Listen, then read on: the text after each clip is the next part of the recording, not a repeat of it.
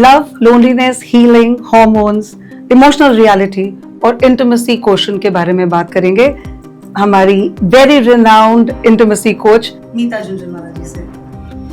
Thank you, Yogita, for having me here, and I'm really excited कि आज हम क्या बातें करने वाले हैं। I think हम उन सारे मुद्दों पे बात करने वाले हैं जिसके बारे में कोई बात नहीं करता। Everything correct. Let's break the taboo today. Speak about everything जो I think women, you know, they have so much going on in their hearts, in their minds, और इतनी ही सारी चीजें होती है, जैसे आपने कहा loneliness, intimacy, love of course.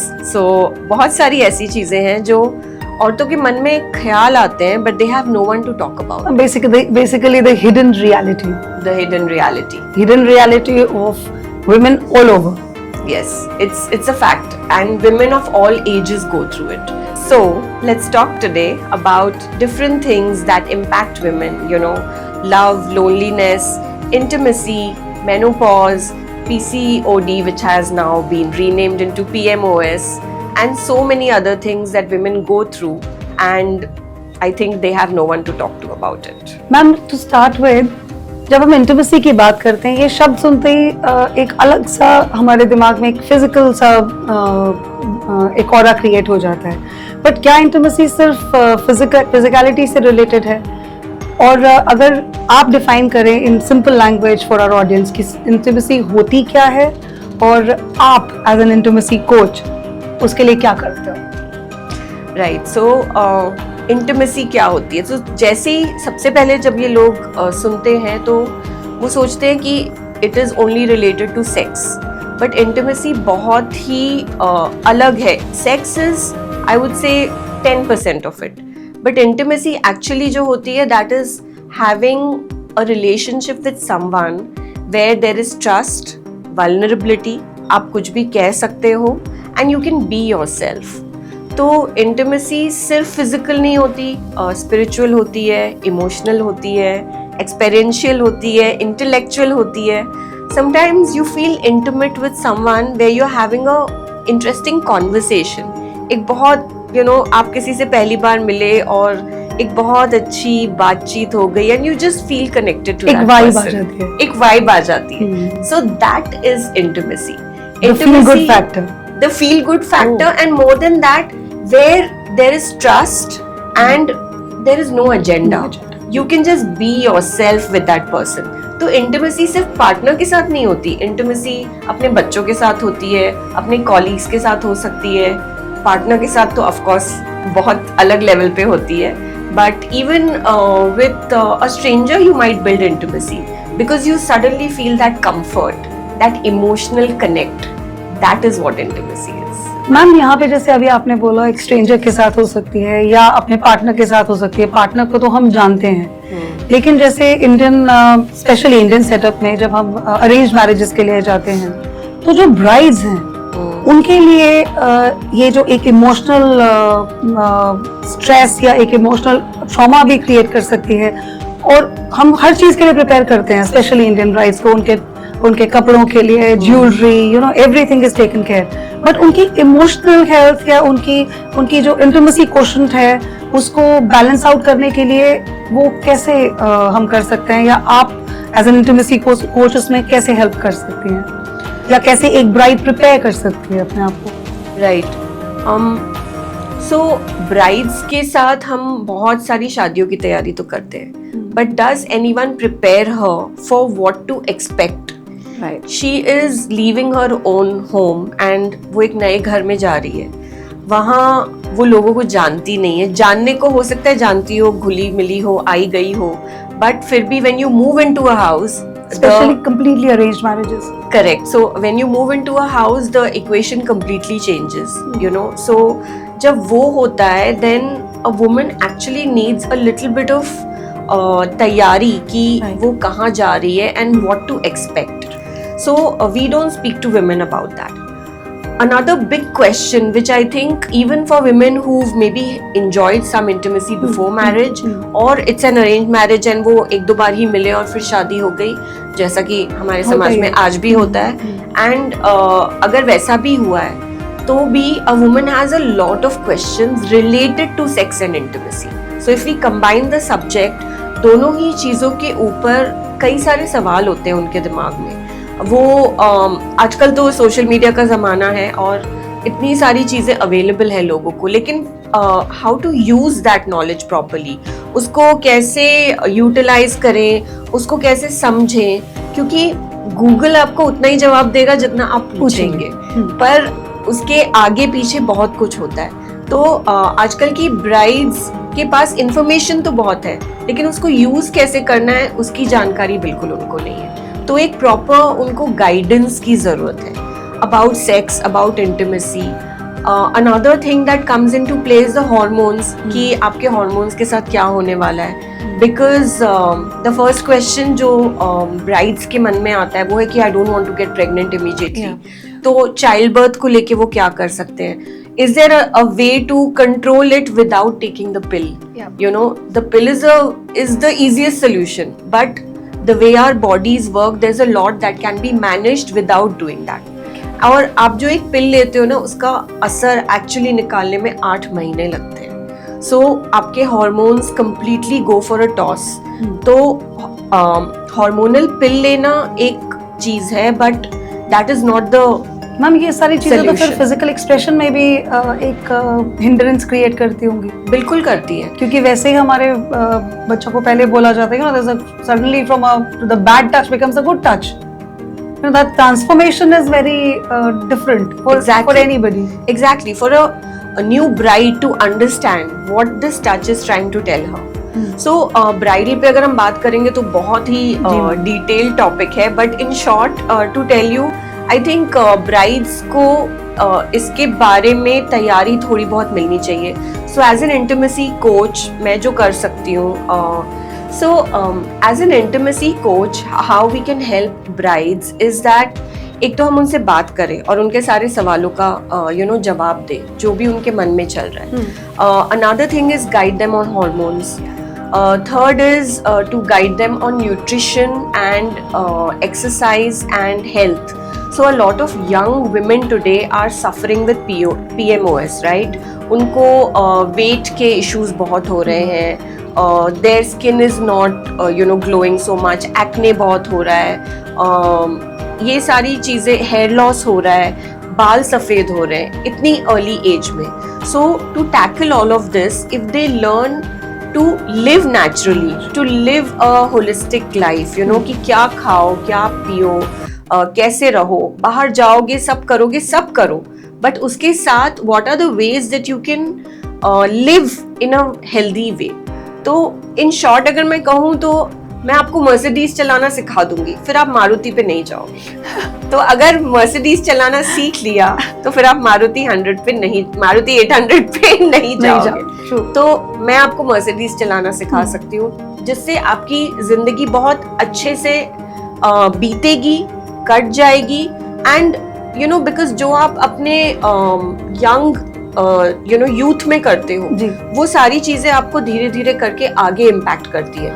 फिर आपको फर्टिलिटी इश्यूज होते हैं, फिर आपको हार्मोनल प्रॉब्लम्स होते हैं, फिर आपको डॉक्टर बोलता है आपका यूट्रस निकालना पड़ेगा, and then it goes all the way up to menopause. One relates to the other. Exactly, because the hormones are connected to each other. तो जब आप first in your youth you start taking things for granted, तो उसका आपको repercussion जो है life long झेलना पड़ता है. इसलिए today if you see a lot of women complain about a lot of issues related to menopause because they haven't really taken care of so many things as they were growing up.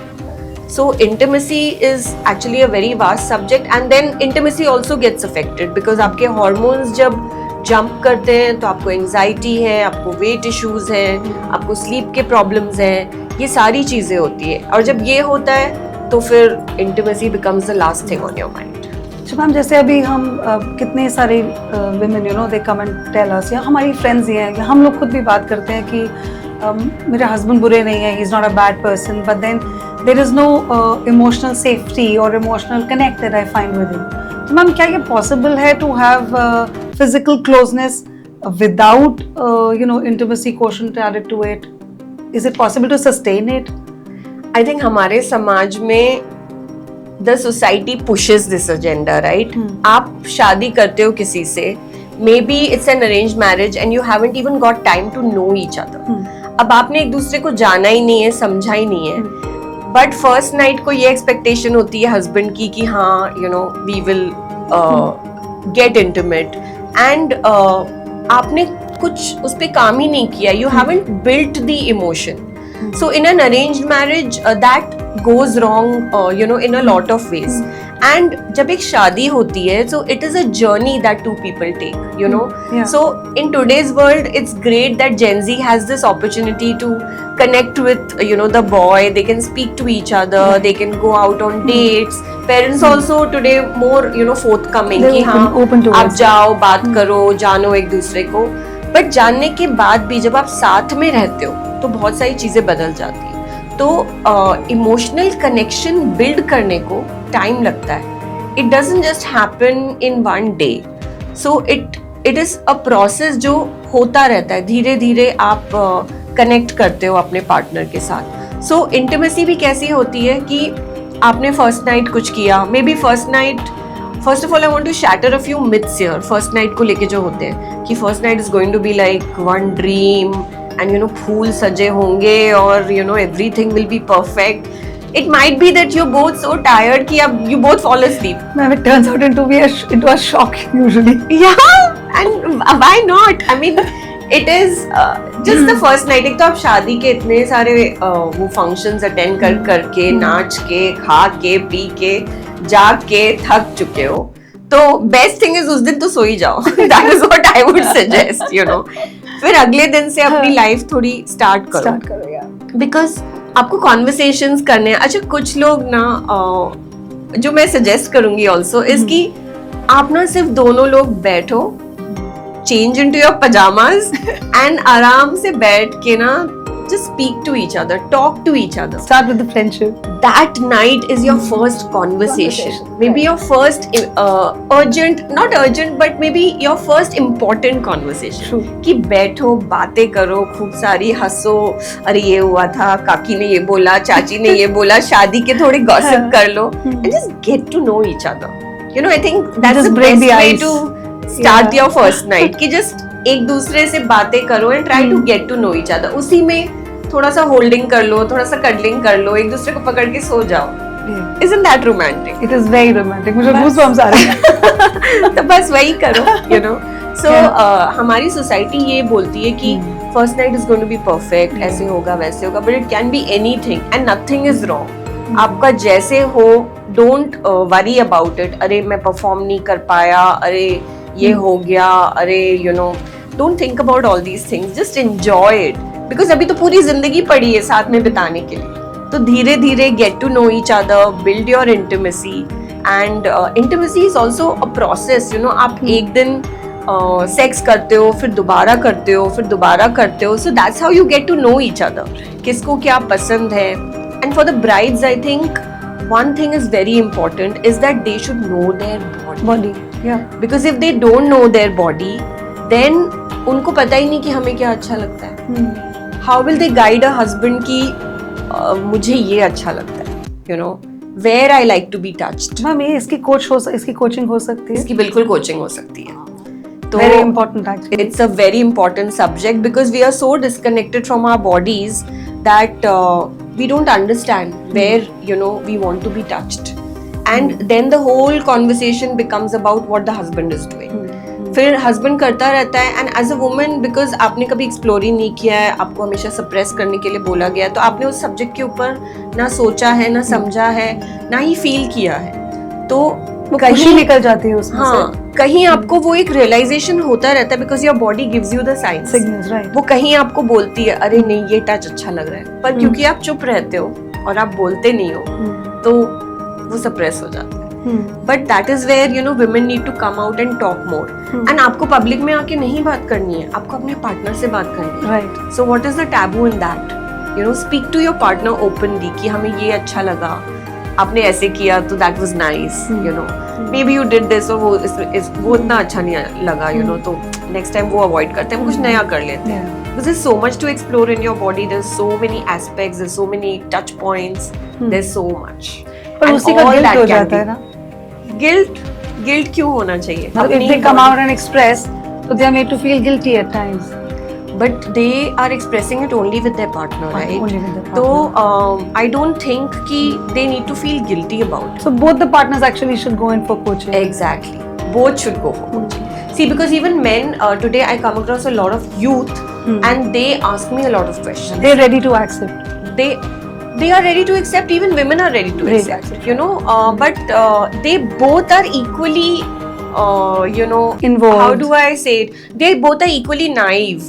They are both equally uneducated about it.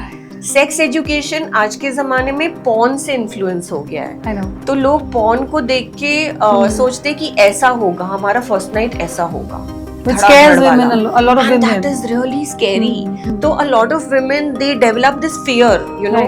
College में किसी लड़की ने कोई लड़की बात कर रही थी and they develop this fear कि अरे you know मालूम है बहुत पेन होता है. बस उसके दिमाग में वो लाइफ लॉन्ग फियर जैसे घुस गया है. And then I coming across so many women today who are not having sex. They've been married for 3 years, 8 years. I've even come across someone who's been married for 20 years and not had penetrative sex. And Just she's because had of a the child. fear. Just because of the fear. Just because of the fear. And she's had a child with IVF. Oh. But that's not the Imagine. way you want to live your Yeah. life. That means wo Something which could have been solved by just a coaching, a little bit of coaching or something, had to go through the IVF process. exactly. Oh. That complicates everything, you know. Can be that deep. That problem is so deep. So deep, yeah. You know, it is such a thing because जब आप society में इस तरह की चीजों के ऊपर बात ही नहीं करते हो तो a woman feels lost. She feels कि मैं कहाँ जाऊँ, मैं किससे बात करूँ. मैं अपने पेरेंट्स को भी नहीं बोल सकती, वो भी जज करते हैं. मैं फ्रेंड्स से तो बिल्कुल डिस्कस नहीं कर सकती, वो क्या सोचेंगे. टीचर्स वगैरह कोई इसके बारे में अच्छे से प्रिपेयर्ड नहीं है, यू नो. तो it becomes very difficult for a woman कि मैं कहाँ जाऊँ, मैं किससे इसके बारे में बात करूँ, किससे मैं खुल के अपने सारे सवाल कर सकूँ हर लेवल पे, हर चीज के बारे में. Because pen in sex is also such a big problem. True. And there is a very easy solution for it, and yet there are women who keep tolerating it all their life, you know. जबकि उसका बहुत आसान solution है और फटाफट वो cure हो जाता है. वो एक डर जो बैठ जाता है इनिशियल स्टेजेस पे, वही आगे तक चलता जाता है. And then you manifest the pain ना, क्योंकि आप तो डर से चल रहे हो ना, तो आप before it happens your body starts shrinking, you know, and आप ऐसे सिमट जाते हो और आपको ऐसे लगता है कि पता नहीं क्या होने वाला है, नहीं मुझे पेन होने ही वाला है. तो you are in turn kind of manifesting that pain. तो पेन नहीं भी हो रहा होगा तो भी आपको वो एक फीलिंग आएगा कि आपको पेन हो रहा है. मैम, एक इंटिमेसी कोच इंटिमेसी बिल्डअप के लिए या कनेक्शन बिल्डअप के लिए कैसे हेल्प कर सकता है, और आप एग्जैक्टली क्या करते हो? तो बहुत सारे लोग ये जानना चाहते हैं कि इंटिमेसी कोच क्या करता है. और सबसे पहले जब इंटिमेसी की बात आती है तो लोग उसको सेक्स से कनेक्ट करते हैं. तो हाँ, सेक्स के बारे में बहुत सारी बातें हम करते हैं. We solve your problems. जो भी आपको इंटिमेसी में या सेक्स में कोई प्रॉब्लम है, जैसे pain in sex, for men ED होता है, erectile dysfunction, premature ejaculation. For women there is vaginismus, there is pain in sex. इन सारी प्रॉब्लम्स को भी हम सॉल्व करते हैं because these are very common in a lot of relationships. Also we do a lot of sex education. As an intimacy coach, we educate you on what is the way that things should be. तीसरी बात जो है वो we also give you the information related to your hormones and your body. So we teach you how to connect with your body as an intimacy coach. And then last but not the least is to keep that spark, you know, going between two people. So even if you have been married for 20 years and you want to reignite your intimacy, you can come to a coach like me and we can discuss and we can revive things. क्योंकि एक point के बाद life में क्या हो जाता है, you settle down, आपका जॉब काइंड ऑफ सेटल्ड है, वर्क इज सेटल्ड, बच्चे भी थोड़े बड़े हो गए हैं या 10-15 साल के हो गए, वो अपनी जिंदगी में बिजी हैं, so the partners are spending a lot of time with each other and that is a good time to build your intimacy again, जो कहीं बीच में you know life happened and उसके कारण you've lost out on it. So this is the best time to bring it back so that 40 to 60, 70 जितने भी साल आप जियो, you enjoy the best of intimacy at that time. So as an intimacy coach, I love to work with couples also who want to, you know, rework on their intimacy, understand, and believe me, 10% of it is sex, 90% there are so many other things that, you know, one can enjoy with each other and enjoy an intimate life. So that is what we do as an intimacy coach. Ma'am, एक drastic step divorce का या separation का लेने से पहले couples को एक intimacy coach के पास जाना जरूरी है। yes, definitely try it.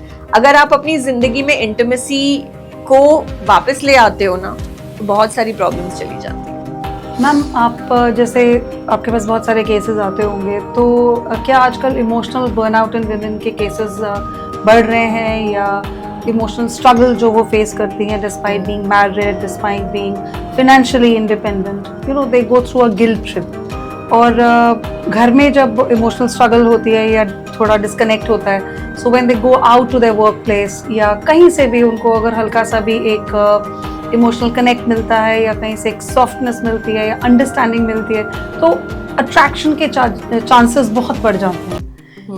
तो इसका क्या मेन रीजन हो सकता है, या इसको आप कैसे देखते हो, सही है या गलत है, या इसको कैसे ठीक करा जा सकता है, मैनेज करा जा सकता है?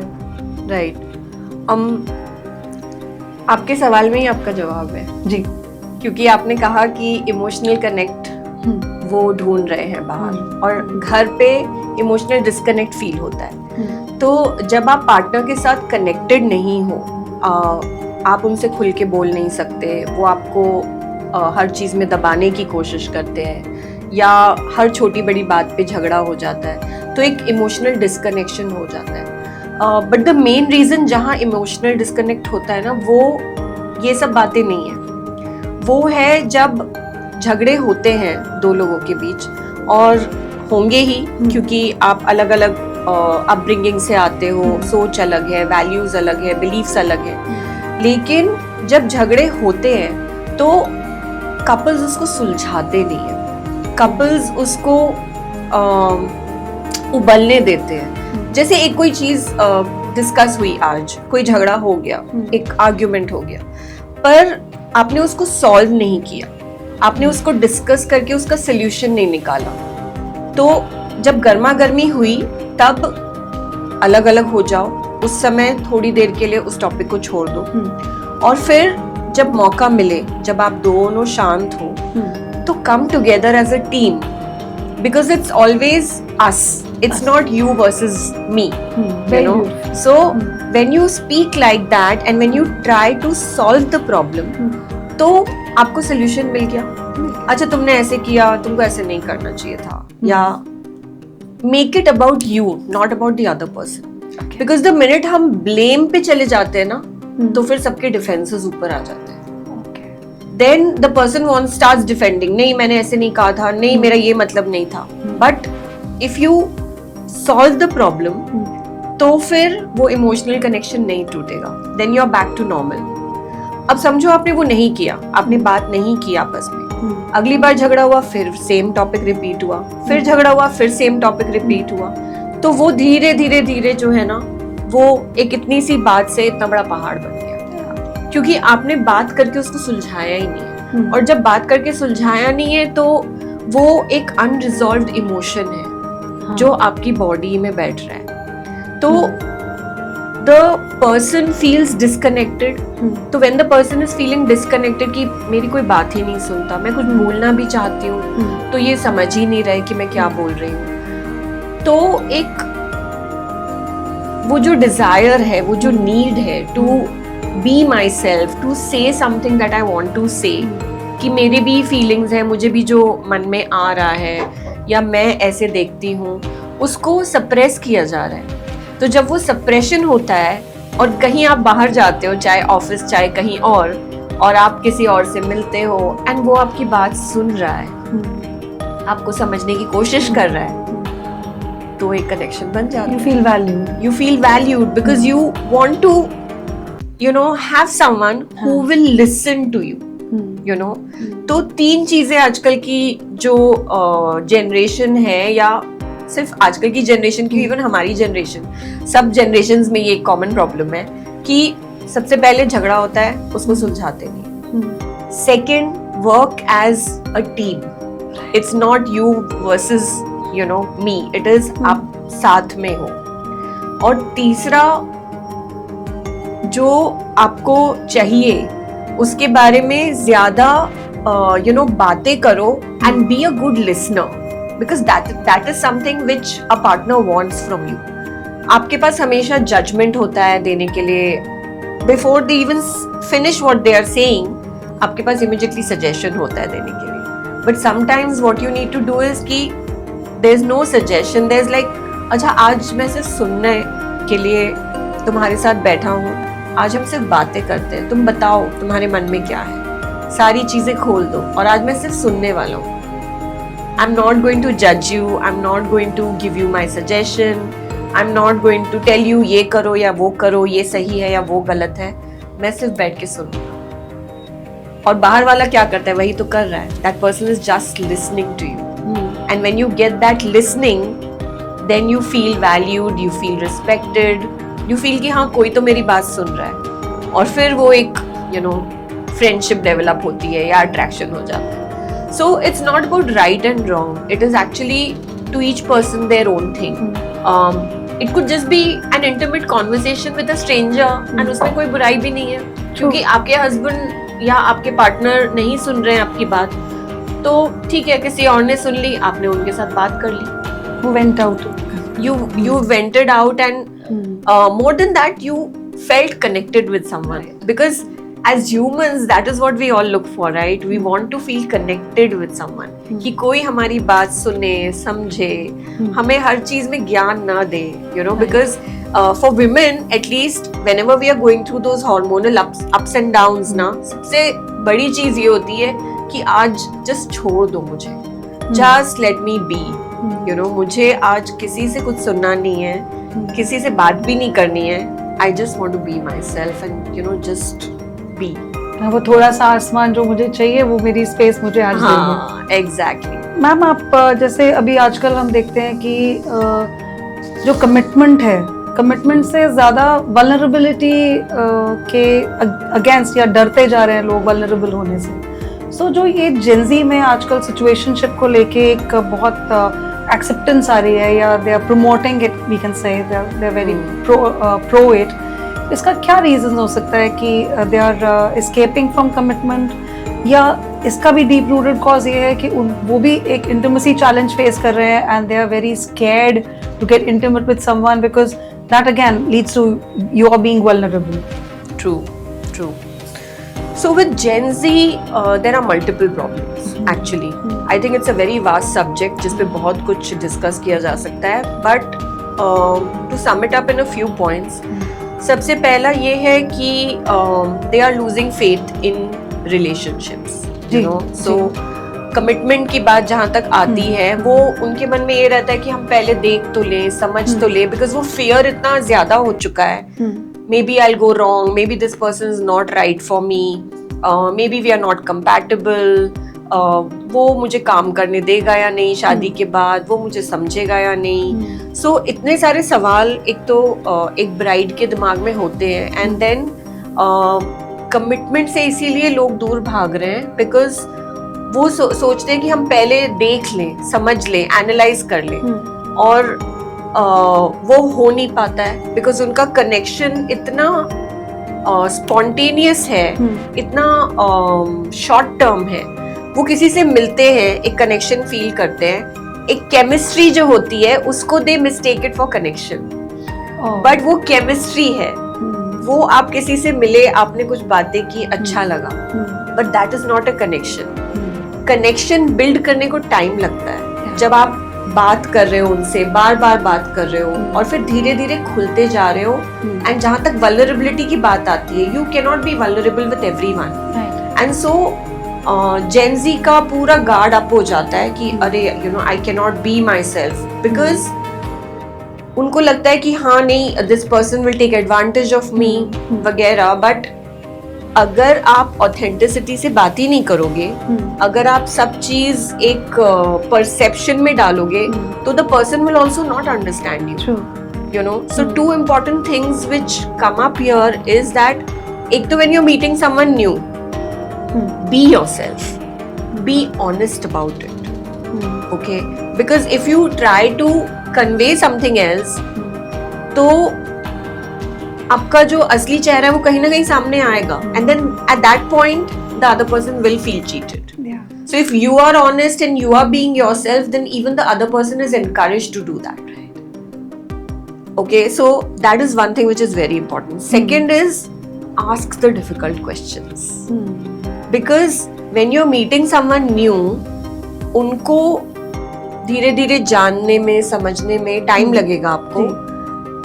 लेकिन अगर आप धीरे धीरे अट्रैक्ट हो रहे हो उनकी तरफ, तो देन पहली ही 2 मीटिंग में ask them some tough questions, you know. उससे आपको एक खुलासा हो जाएगा कि हाँ दिस पर्सन इज जेन्युइन, या ये you know made up appearance दिखा रहा है, या क्या होने वाला है. And don't believe everything that you see. And specially in today's world of social media, when you are going out to meet you know someone, be very careful. Go out in a public place, मिलो, जानो एक दूसरे को, but don't trust quickly. You know, take time to get to know each other. और जब वो हो जाएगा, and take the help of a coach also, because आजकल डेटिंग कोचेस भी हैं, यू नो, तो वो आपको सजेस्ट करते हैं, वो आपको रेड फ्लैग्स पहले से ही बता देते हैं कि कौन से रेड फ्लैग्स हो सकते हैं, क्या कैसे बंदा रिएक्ट कर रहा है या कैसे बिहेव कर रहा है, तो उससे आपको समझ में आ जाए कि हाँ this is not the right thing. Okay, and then get into the relationship. तो जब वो हो जाएगा तो यू विल नॉट फॉल्टर. फिर कमिटमेंट से प्रॉब्लम नहीं होगा आपको.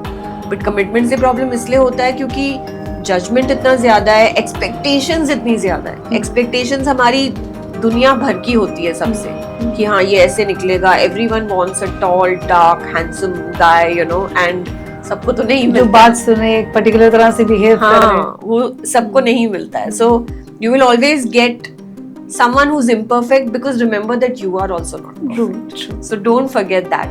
So the more genuine you are, the more I think genuine you will find the other person. Basically virtual reality को आपको पहले actual reality से match करना पड़ेगा.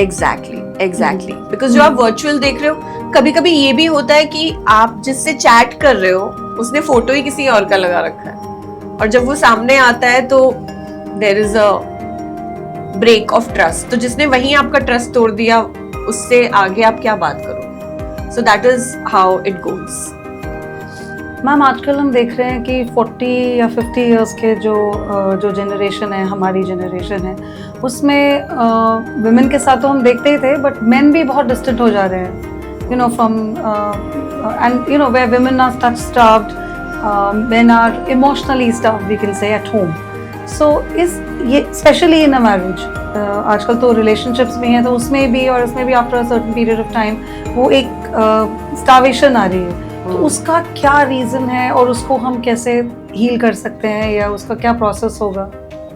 सबसे बड़ा रीजन इमोशनल स्टार्वेशन का यही है, not talking to each other. जब दोनों लोग जो एक साथ एक ही घर में रहते हैं आपस में बातचीत नहीं करते हैं, तो धीरे धीरे वो इमोशनल कनेक्शन जो आपने बिल्ड किया है, शायद right in the beginning of your marriage, जब आपने धीरे धीरे एक दूसरे को जाना, समझा, and intimacy was also good, और फिर यू नो लाइफ हैपेंड, बच्चे हो गए, बट एट दैट टाइम वो जो इंटिमेसी भी लूज हो जाती है, और इंटिमेसी के साथ साथ इमोशनल कनेक्शन भी धीरे धीरे लूज हो जाता है.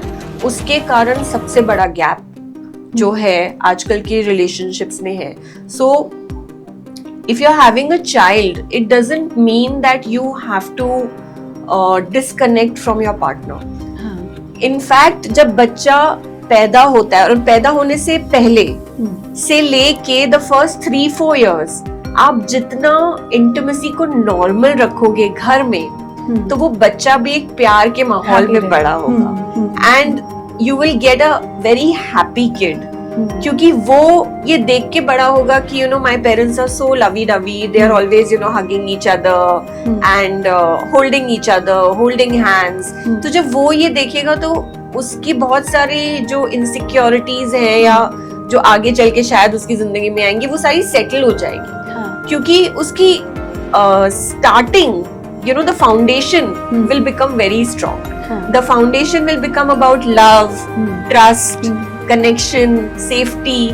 तो जब वो ये सारी चीजें देख रहा है तो बच्चे के लिए भी बहुत ही इजी हो जाएगा। जो आजकल पेरेंटिंग के इतने स्ट्रगल्स हो रहे हैं ना, वो आधे से ज्यादा तो गायब हो जाएंगे, बिकॉज द बच्चा विल अंडरस्टैंड कि मैं अपने पेरेंट्स से जो चाहे बोल सकता हूँ, तो दोनों ये आपस में इतना प्यार से रहते हैं तो मुझे भी इतना ही प्यार करते हैं, यू नो, तो वो प्रॉब्लम ही नहीं होगा।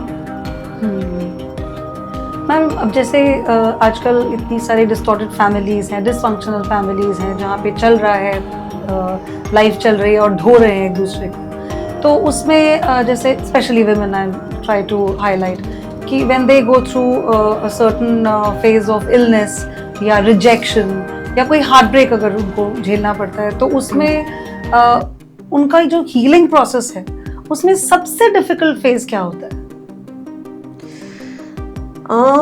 आई थिंक इतनी सारी चीजें हो जाती हैं हमारे साथ कि सिर्फ एक चीज को आइडेंटिफाई नहीं किया जा सकता है, but I would like to say यहाँ पे कि जब भी कोई चीज हमारे साथ होती है और हम उस एक्सप्रेशन को या उस फीलिंग को सप्रेस करते हैं, right. तो वो हमारी बॉडी में कहीं जाके बैठ जाता है, राइट? एंड जैसे जैसे हम उसको और दबाते जाते हैं और फिर उसके बारे में बात ही नहीं करते, उस प्रॉब्लम को सॉल्व ही नहीं करते, वो धीरे धीरे इमोशनल डिस्कनेक्शन भी हो जाता है, लोनलीनेस भी हो जाता है, anxiety, depression, thyroid, hormonal problems इसमें कन्वर्ट करता है।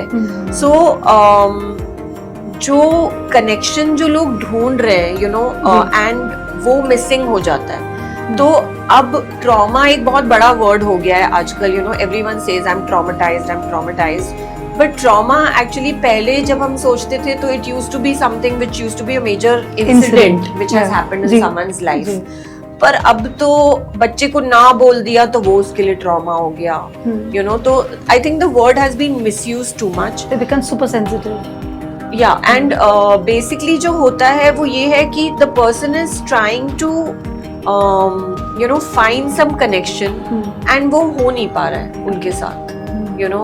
So coming back to what the question was कि healing फिर कैसे करें, तो healing बहुत सारे levels पे करनी पड़ेगी for that person, क्योंकि healing सिर्फ आपके वो एक चीज को solve करने से नहीं हो जाएगी, it is going through the different feelings that you have stored in your body, and जब वो सारी निकल के बाहर आ जाएगी, वो भी not because someone suggested something but because you thought that you want to resolve it and you want it to get out of your system, तब जाके healing होती है। तो healing is actually a very different process। आज healing लोग बहुत सारे तरीकों से कर रहे हैं और कह रहे हैं कि हाँ उससे healing हो रही है, but healing happens a lot with the body, and it also depends on your emotions and where and how you look at them and how much are you willing to change। क्योंकि एक if I give you an example, समझो एक औरत है जो 40-50 साल से बहुत सारे टेंशन्स देखते देखते you know अपनी शादी में आई है, अब वो 45-50 years old है एंड वी से कि हमें उसकी हीलिंग करनी है, राइट? तो अब हम हीलिंग जब करनी है तो बहुत सारे इश्यूज हैं जो उसके लाइफ में हुए होंगे, there is a long period that has gone by, तो उन सब के लेयर्स आपको निकालने पड़ेंगे। वो कहाँ उसने क्या क्या चीज सप्रेस की है उसके बारे में बात करनी पड़ेगी उससे, और वो उसके सिस्टम में से निकालना पड़ेगा। और वो कब निकलेगा, सबसे पहले तो खुल के बात ही नहीं करेगी। तो अगर वो खुल के बात ही नहीं करेगी तो हीलिंग कैसे होगी? वो हीलिंग होगी ही नहीं। तो हम सिर्फ कह सकते हैं कि कह रहे हैं कि हाँ हम ये साउंड बोल्स बजा रहे हैं या कुछ कर रहे हैं, all those are feel good things, उससे बहुत अच्छा लगता है। बट आपकी जिंदगी के जो आपके दुख हैं और जो चीजें हैं जिनको आप सप्रेस करके बैठे हो, जब तक आप consciously you don't let go of them, the healing does not happen. It is a process which takes a lot of work, it takes a lot of time and it takes a lot of willingness. आपका खुद का इतना clear intention होना चाहिए कि मुझे इस पूरी चीज से निकल के I want to feel alive, I want to feel light. Because जब आप किसी के लिए गुस्सा भी होल्ड करते हो तो नुकसान किसका होता है? अपनी बॉडी का। अपनी बॉडी का होता है। आप चिल्लाते हो, आपकी आवाज रेज होती है, आपका हार्ट पैल्पिटेशंस होते हैं, आपको एंजाइटी होती है। And when you don't forgive someone तो किसका नुकसान होता है? आपका खुद का ही, क्योंकि आप उस फीलिंग को होल्ड करके बैठे हो जिससे आप नाराज हो। वो तो अपनी जिंदगी जैसे चाहे जी रहा है, उसको कोई फर्क नहीं पड़ रहा। बट व्हेन यू फॉरगिव, तब जाके वो जो गिला शिकवा है वो आपके दिमाग से और आपके मन से और आपकी अंतरात्मा से जब तक वो नहीं निकलेगा, तब तक इट हैज नॉट हील्ड। हम उसको और सेटल करना पड़ेगा। यस मैम, इसमें एक चीज मैं आपको पूछना चाह रही थी कि जैसे हम एक जनरल चेकअप के लिए फिजिशियन के पास जाते हैं, अब मुझे लग रहा है मैं बहुत खुश हूँ, एवरीथिंग इज गोइंग फाइन, अंदर से कुछ है भी तो उसको मैंने सप्रेस कर दिया है। तो आपको नहीं लगता कि आजकल हर बंदे को जो एक सेन माइंड का है और एक जो हैप्पी लाइफ चाहता है, स्पेशली क्योंकि ये रिस्पॉन्सिबिलिटी जेंजी की हम पर है, because we are the parents, तो हमें नॉर्मल रूटीन में आप जैसे किसी एक इंटिमेसी कोच के पास जाके अपना एक चेकअप ले लेना चाहिए? क्योंकि एक्सेप्टेंस, मुझे पता ही नहीं है, मुझे एक्सेप्टेंस ही नहीं होगी मेरे सप्रेस्ड फीलिंग्स की, या ये स्ट्रगल मैंने लिया है, मेरा ईगो अपना उसको आगे ही नहीं आने देगा। Do you think it is necessary या it should be recommended for even parents या एनीबॉडी टू, जो चाहता है कि एक जनरल चेकअप करा लो, it's good? I think so, it should be normalised. Yeah, it should be normalized. It should be normalized. It should be normalized. आज जब शादी होने जाती है तो a lot of parents they send the daughter to the gynac. Yeah. कि तुम जाओ, उससे पूछ लो, उससे सीख लो. But the gynacs do not have time to sit and talk to you. Yeah. वो आपको 10 मिनट में 15 मिनट में कुछ बेसिक चीजें बता देंगे, वो भी अगर बताना हो तो हमारे मॉम्स को भी किसी ने ट्रेन नहीं किया, किसी ने उनको बताया नहीं था जिंदगी क्या होने वाली है, क्या आप गो थ्रू करोगे, आपकी बॉडी के साथ क्या क्या होगा. But the minute a woman starts her puberty and goes all the way up to menopause and post menopause, उसके हॉर्मोन्स और emotions continuously they keep playing and jumping and changing, right? But no one tells her about that. So ये जब तक आप normalise नहीं करोगे कि जाओ और जो भी तो सवाल है तुम्हारे मन में, जाओ पूछ लो, गेट द नॉलेज. अगर तुम्हें कोई चीज, and also Gen Z today is experiencing a lot of things. True. So one important aspect which I would like to highlight over here is कि जो ये अलग अलग लोगों के पास जो जा रहे हैं and they are jumping from one relationship to the other, that is a very very big problem. Because emotionally वो इतना सारा baggage carry कर रहे हैं of every person that they are dealing with कि उनको बहुत time लगेगा to come out of it, to resolve it, क्योंकि वो हर person की energy absorb कर रहे हैं in its own way, and they don't realize it. तो अगर वो एक कोच के पास जाएंगे, an intimacy coach, and they will have an open conversation, then they will get a lot of answers. They will know how to go forward. They will be given also a lot of knowledge which they might not have in terms of sex education, in terms of intimacy, in terms of hormones, nutrition, health, exercise, everything. So there's a whole lot of work जो हमारे जैसे coaches को करना है, but we need that awareness in society, and we need parents to be more proactive कि आप चलो, हमारे पास आपके सवालों का जवाब नहीं है, we might feel shy, we might not have the right answers, we are not informed, but at least go speak to someone, get the education so that you can start life on the right note. और फिर अगर ये कर लिया कि intimacy coaches के साथ जाओ and it is a mandatory thing आपको करना ही है, then so many marriages will not break. You know, Society जो will अब हो actually रहा है. have a change. Exactly. It'll be a happier society, more settled. Exactly. Society will change. और जो शादियां आजकल जो बहुत ज्यादा टूट रही हैं, you know, वो नहीं टूटेंगी जी. क्योंकि उनको कई सारी चीजें ऐसी समझा दी जाएगी, बता दी जाएगी, where they will know कि हाँ हमें ये करना चाहिए, you know. So I think it will be a great thing, and I just hope and I wish that ऐसा हो जाए कि every mom, every mother sends her daughter to an intimacy coach कि आप जाओ और इनसे जो आपके मन में सवाल है सारे पूछ के. जी जी जी. नीता जी, एक और चीज़ जैसे हमने अभी बात करी कि हमें हमारे अपने बच्चों को भेजना चाहिए, तो जैसे जो मेनोपॉजल विमेन है वो स्टार्ट होता है अराउंड 40 और 60 तक चलता है, तो वी विमेन फील कि अरे मुझे सब आता है, I don't want anything to know and I can see my parents have gone through it, my mother has gone through it, I will also go through it.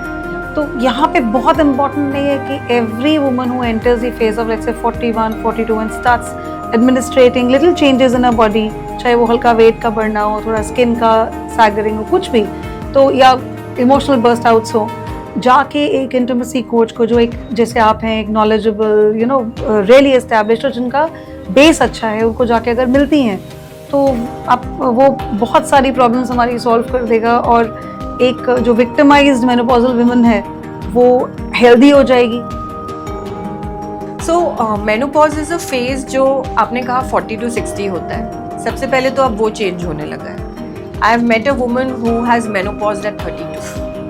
She has finished her menopause at 32. और ये जो myth है हमारे दिमाग में कि हाँ हम अपनी मॉम से समझ लेंगे या हमने अपनी मॉम को देखा है. I have met women जिनका खुद का menopause may be happened at 35, उनकी मॉम का मेनोपॉज हैपेंड एट 50 और नानी का मेनोपॉज हैपेंड एट 32. तो अब तीनों में कोई मेल तो है ही नहीं, जबकि तीनों है तो सेम लिनिएज से, सेम फैमिली है, सेम खून है. तो you can not generalize menopause today. Menopause today has become a very big subject also because जब वो लोग अपनी जिंदगी जीते थे ना तो वो लोग घरों में थे, वो लोग इतना बाहर नहीं जाते थे. But today as women we are juggling a lot of responsibilities. You know, हम काम भी कर रहे हैं, हम अपने बच्चों को भी देख रहे हैं, we are traveling, then you know we are doing so many other things also, multitasking, you know. तो उसके कारण everything has changed, plus the environment has changed a lot, you know, हवा पानी खाना सब बदल चुका है. So the same things जो हमारी मॉम के साथ हुआ था वैसा हमारे साथ होगा ऐसा ज़रूरी नहीं. सबसे पहली बात. दूसरी बात कि मेनोपॉज में a lot of things can be corrected very naturally. So आजकल एक ट्रेंड ये हो गया है कि women are running to gynacs, you know, कि ये है वो है, but gynacs जो है ना, a lot of gynacs do not have the time actually to sit and understand all your symptoms. So that is where there are also menopause coaches now who have come up, right? तो जैसे मैं intimacy coaching और menopause coaching दोनों ही करती हूँ. उसके साथ जब हम बैठ के बात करें ना तो उनकी नींद की प्रॉब्लम्स जो हैं, उनके वेट इश्यूज जो हैं. सो मेनोपॉजल वुमेन के साथ क्या है कि व्हेन जो उनके वेट इश्यूज है, जो उनके प्रॉब्लम्स हैं, अ lot of it can be resolve naturally because जो भी हार्मोनल चेंजेस होते हैं बॉडी में उसको सॉल्व करने के कई बार नेचुरल तरीके भी होते हैं. So today naturopathy and all of that is coming out in a big way. You know, Ayurveda भी चल रहा है एंड उसमें कई ऐसी चीज़ें जिसको अगर आप अप्लाई करो तो आपके बहुत सारे इश्यूज सॉल्व हो जाते हैं and you live a very normal life. And like I had said before, अगर आप जल्दी स्टार्ट करोगे you know to take care of your health when you are in your 30s, तभी से if you start becoming conscious कि मैं क्या खाती हूँ, do I get my proper sleep or not, is there intimacy in my life or not, then आपके जो menopausal का जो फेज है वो भी बहुत आराम से बीतेगा. Also women are perimenopausing very early now, तो उनके बीच में कंफ्यूजन रहता है कि मैं PMS में हूँ, कि मेरा प्री मेंस्ट्रुअल चल रहा है या मैं पेरीमेनोपॉज। जी। अब उन दोनों का बहुत ही क्लियर डिस्टिंक्शन है, you know, which any menopause coach can also define, और जिसके बारे में मैं भी बात करती हूँ। बट वो समझने के बाद आप बहुत सारी चीज़ों को नेचुरली भी ठीक कर सकते हैं। थोड़ा बहुत सप्लीमेंटेशन, मैग्नीशियम लो और विटामिन्स लो और कैल्शियम लो और वो सारी चीज़ें जो है, और हमारे खाने में बहुत सारी ऐसी चीज़ें हैं जो बहुत गुणी हैं, और हमारे शरीर को भगवान ने ऐसा बनाया है कि वो हर चीज़ को ठीक कर सकता है। A lot of things are self-healing, you know, and there are so many examples out there. मैं अपना ही example दे सकती हूँ कि though I am in menopause, I actually have no symptoms. मैं एकदम अच्छी हूँ, खुश हूँ, ना मुझे नींद का प्रॉब्लम है, ना मुझे हॉट फ्लैशेस होते हैं, ना नाइट स्वेट्स आते हैं, ना ही मेरा वेट बढ़ रहा है, and one major reason is intimacy. So intimacy is not only with your partner, intimacy is also with yourself. How do you look at yourself? When you look in the mirror, don't look for faults. See the good things about you. जब आप अपनी अच्छी चीजें देखोगे ना, तो सब कुछ अच्छा होगा। जब आप अच्छा सोचोगे तो आपके पार्टनर भी अच्छा सोचेंगे। पर when you are critical, नहीं मेरा वेट यहाँ से बढ़ गया है, मेरा पेट यहाँ से निकल गया है, मुझे ये एक्ने आ रहा है, या मुझे ये क्या पिंपल हो गया है, या मेरी स्किन यहाँ से डार्क हो रही है, तो then you're just finding flaws. But God has made us in such a way that we're all, you know, we're all beautiful. So look at that, look at your inner beauty, और अंदर से अच्छे बनो। जब आप अच्छे बनोगे, अच्छे काम करोगे, तो बाहर भी ग्लो आएगा। And intimacy is one major factor which I cannot, मतलब मैं कितना ही बोलूँ कम पड़ेगा, that you have to keep working on your intimacy, because intimacy keeps so many things in check. You know, आपके hormones को सही रखेगा, you'll get proper sleep, you will eat well, you will exercise. Intimacy in itself is such a great exercise, you know, just have sex twice a week and you can skip the gym those 2 days. So if you do that, I think it's a great thing. तो आपका menopause भी बहुत smoothly जाएगा. And one more important thing I would like to say is the best sex happens after 40. Oh. So please work on it. So even if you're in your perimenopause or menopausal stage, start identifying ways in which you can improve your intimate life. And it can impact the rest of your life in a very beautiful way, because आपको इतनी सारी चीजें normalize हो जाएंगी, you know, with that intimacy and sex, that you will really have a great experience, and a lot of problems will go away naturally. You know, आपको, because your good hormones, your oxytocin will be, you know, created. You know, every time you just get a hug from your partner, and you stay in that hug for 6 seconds to 20 seconds, oxytocin is generated. That's a feel good hormone, वो आपको अच्छा feel करवाता है. You know, in our worst moments, what do we long for? True. कि कोई हमें एक अच्छा सा hug दे दे, लंबा सा. जी. Just hold us. And that in itself is a major thing, which starts lacking. चाहे वो Gen Z हो, चाहे वो हमारी 40-year-old हो, चाहे 60-year-old हो, this is a common problem. People have stopped touching each other, and that touch is really important. तो उससे इतना difference आता है, because that touch normalizes a lot of things. And if in your life you have intimacy going, तो आप झगड़े ही कम करोगे. Make more time for intimacy, झगड़े कम हो जाएंगे. दोनों झगड़ा हो रहा है ना, बड़बड़ हो रही है, बेडरूम में घुस जाओ, अपने आप ही झगड़ा खत्म हो जाएगा और इंटिमेसी सेट हो जाएगी, एंड प्रॉब्लम्स आएंगे ही नहीं. And that is the way life goes. पहले लोग इतने 8-8, 9-9 बच्चे करते थे, कैसे करते थे? अगर वो ऐसे आजकल के जमाने जैसे झगड़े करते और I am keeping the peace और फिर आपस में बात ही नहीं करते, तो कहाँ से इतने बच्चे होते उनके? मैम, इस वक्त जितनी भी महिलाएं हमारा शो देख रही हैं, जितनी भी women out there watching this podcast, मैं चाहती हूँ कि आप हमें, चाहे वो कार ड्राइव कर रही हैं या घर में कुछ बना रहे हैं या अपनी सासू माँ के साथ बैठी हैं और इस शो को एंजॉय कर रही हैं, उनको 3 ऐसी कौन सी या 2 ऐसी कौन सी एडवाइस आप देना चाहेंगी जो बहुत इम्पोर्टेंट है, और जिसमें हम ये इंटेंशन उनको जोड़ दें कि जो ये इंटीमेसी की बात हम कर रहे हैं, अपनी इंटीमेसी को बढ़ाने की कोशिश कर रहे हैं, उसका इंटेंशन मेन फैमिली लाइफ, क्योंकि हमारी जो इंटीमेसी है या हमारा जो बिहेवियर है विद आवर पार्टनर, अगर वो इम्प्रूव होता है तो पूरी फैमिली, हमारे बच्चे, हमारे पेरेंट्स, सोसाइटी, सब उसमें इफेक्ट होती है। तब उसमें इफेक्ट होता है। That's true, absolutely agree with you. क्योंकि अगर आप खुश हो एज अ कपल, दो लोग खुश हैं एक शादी में, तो उनके बच्चे खुश हैं, उनके इन लॉज खुश हैं, आगे चल के उनके जब आप दादा दादी बन जाओगे तो वो लोग भी खुश है, तो पूरी एक जनरेशन खुश होती है, पूरा डीएनए चेंज होता है। बिकॉज सब लोग फिर एक साथ मिलके रहते हैं। और अगर आप देखोगे ऐसे परिवारों में प्रेम रहता है, एकता रहती है, ग्रोथ कितनी होती है, उनका बिजनेस बढ़ता है, उनकी सोच बहुत तरीके से इवॉल्व होती है, क्योंकि they keep their minds open.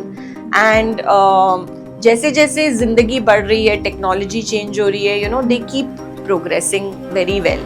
सो अगर एक कपल खुश तो पूरा परिवार खुश, so that is a great thing. तो इसमें मैं एक चीज ऑफ कोर्स जो मैं बोल ही रही हूँ कि इंटीमेसी, जैसे विद्या बालन ने कहा था, एंटरटेनमेंट, तो वैसे ही आप अपनी इंटीमेसी पे डेफिनेटली काम कीजिए। दो तरीकों से। सबसे पहले, even for the single women who might be watching this show, practice intimacy with yourself. वो क्या होता है, कैसे उसको ठीक किया जा सकता है, कैसे उसको समझा जा सकता है, वो एक बहुत डिटेल वाला टॉपिक है जिस पे हम बाद में बात करेंगे अपने नेक्स्ट कमिंग एपिसोड्स में। जी जरूर। But practice intimacy with yourself, meaning सबसे इन शॉर्ट अगर मैं कहूँ, आप अपने आप को प्यार करो। जितना आप अपने आप को रिस्पेक्ट करोगे, प्यार करोगे, उतना ही कोई और भी आपको रिस्पेक्ट और प्यार करेगा। So that is one tip that I would like to leave. The other is problems को solve करो। कोई भी प्रॉब्लम हो, कितना ही बड़ा हो, उसको जितना जल्दी आप सॉल्व करोगे ना, उतना ही जल्दी वो गायब हो जाएगा आपकी जिंदगी से। And it will not overwhelm you, it will not affect your relationship. तो उसको पहाड़ मत बनने दो, छोटे में ही उसको जितना जल्दी हो सकता है उसको ठीक कर लो and get back to your intimacy. And और तो थर्ड थिंग इज कि take care of your body and listen to it. Now when I say listen to your body, a lot of women are disconnected with their bodies. जब आपकी body आपसे कह रही कि आप रेस्ट करो, उस समय उठ के मत भागो। रिस्पॉन्सिबिलिटीज हमारी हमेशा रहेंगी, खत्म नहीं होंगी। Delegate the work, ask your husband for help. In your periods if you need rest, get the rest. In your periods even if you're working, आजकल ऑफिसेज में भी एनवायरनमेंट ऐसा हो रहा है where you can speak about it, you can say that I'm not feeling well, you can maybe rest in a place for a couple of hours. और अगर ज़रूरी है मीटिंग अटेंड करना है तो भी maybe you can do it from home today, because online भी सब चीज़ें हो रही है. So when your body is saying something, for women it is really important that we listen to our bodies. And every time something is happening now, your body will always give you the signal. But it never lies. It never lies. And आपको बस सुनने आना चाहिए. You should know कि कहाँ मेरी body ये कह रही है कि I need to take a pause और I need to rest. वरना अगर आप पूरी जिंदगी नहीं सुनोगे अपनी बॉडी की, तो वो मेनोपॉज में it will scream and shriek. Then you will be surrounded with 40 symptoms और तब आपके पास कोई चारा नहीं होगा, क्योंकि आपका दिमाग ही चलना बंद हो जाएगा. So listen to your body, understand what it means, communicate with your body when it is saying कि मुझे अब थोड़ा प्यार दे दो तो उसे प्यार दे दो, उसे थोड़ा रेस्ट चाहिए तो उसे थोड़ा रेस्ट दे दो, उसको खुली हवा चाहिए तो बाहर जाओ, और उसको इंटीमेसी चाहिए तो वो भी दो. It is really important. जी मैम, इसके लिए हमें ब्रेन ट्रेन करना पड़ेगा खुद को, एंड आप सबको वापस आना पड़ेगा हमारी सीरीज देखने के लिए, जिसपे हम मीता जी इसके बारे में और बात करेंगे. मैम, इसी पे एक रैपिड फायर हो जाए. आपका चॉइस और उसके ऊपर आपका एक टिप्पणी. सो मैम, लव या attachment? Love always. Ma'am, chemistry या compatibility? Compatibility. Okay. Ma'am, attention या अफेक्शन? अफेक्शन ऑलवेज, दिल से. मैम, कोई ऐसा एक रेड फ्लैग जो सब लोग बहुत ज्यादा इग्नोर करते हैं और जिसको हमें बहुत सीरियसली लेना चाहिए? जो आप सोशल मीडिया पे देखते हो वो सारा झूठ है, उसको बिलीव करके अपने रिलेशनशिप्स को खराब मत करो। That's a big red flag. So ma'am, अभी जो आज की हमारी कॉन्वर्सेशन हुई है और हमने जहाँ पे कमिटमेंट दिया है अपने व्यूअर्स को that will be coming back with Meeta Jhunjhunwala ji for more such information, and जो भी टॉपिक्स हमने अभी टच बेस किए हैं उनको हम डिटेल में बात करेंगे। Will be coming up with different episodes on different important relationship issues and specially intimacy issues. तो मीता जी को आज के एपिसोड के लिए बहुत बहुत thanks ma'am. It was a very interesting conversation और me at even at this stage have realised कि मुझे अब आपके पास पर्सनल सेशंस के लिए आना पड़ेगा, besides watching your series and waiting for them actually. Thank you so much for having me here. It was really a pleasure, and I hope that we have more women like you know, who can come forward and we can have these Ma'am, us actually. तो क्योंकि ये topic इतना important है and इतनी सारी बातें हैं इसके ऊपर करने के लिए, एंड एक औरत का पूरा जो जीवन होता है ना वो इससे कनेक्टेड है। तो जब हम एक औरत को एम्पावर करते हैं तो I think we empower the full generation, and that is what the intention is कि हम औरतों के साथ ऐसे मैसेज शेयर कर सकें, ऐसी सेफ स्पेसेस उनको ऑफर कर सकें कि उन्हें जो करना है और वो जो जैसे जीना चाहती है वो जी सके। एंड व्हेन दैट हैपन्स तो हमारी फ्यूचर जनरेशन्स भी बहुत अच्छी ज़िंदगी जिएंगे, because end of the day I think what matters in life is happiness and fulfilment, and that is what intimacy does to you. So viewers, set your reminders for following episodes and do come back. See you.